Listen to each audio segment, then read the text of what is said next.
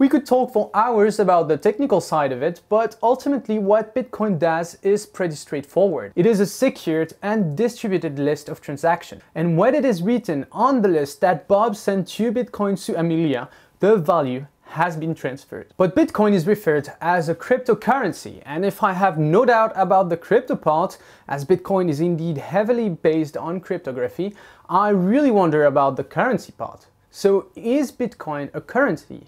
And if it is, could it replace the euro? If I take an apple, I know it's an apple because, well, it's quite obvious. But for a currency, it's different. What only matters is if we use it as such. The way it looks is just irrelevant. The number one function of a currency is to be a medium of exchange. That means that you must be able to trade units of that currency for products or services.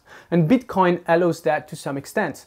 But no one really pays their rent or taxes in Bitcoin, so it is not widely accepted at all. In addition to being a medium of exchange, a currency has to be usable as a unit of account. It means that you should be able to display prices or do some accounting with the currency as a unit. It doesn't seem too complicated for a currency that is entirely based on math and divisible. Except that the value of Bitcoin changes almost every day, and by a lot.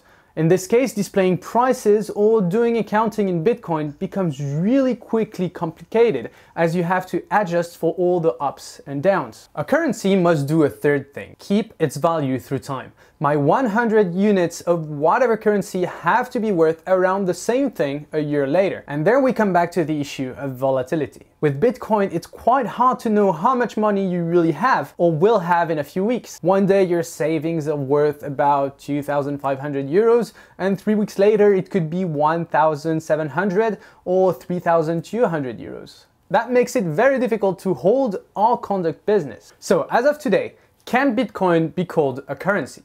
Clearly no. Economists almost all agree on that.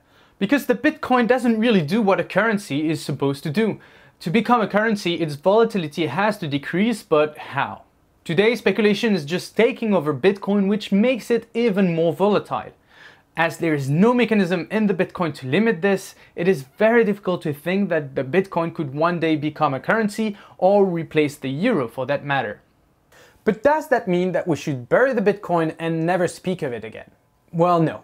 It has very interesting features. It can allow for fast international transfers or allow access to financial services for the unbanked.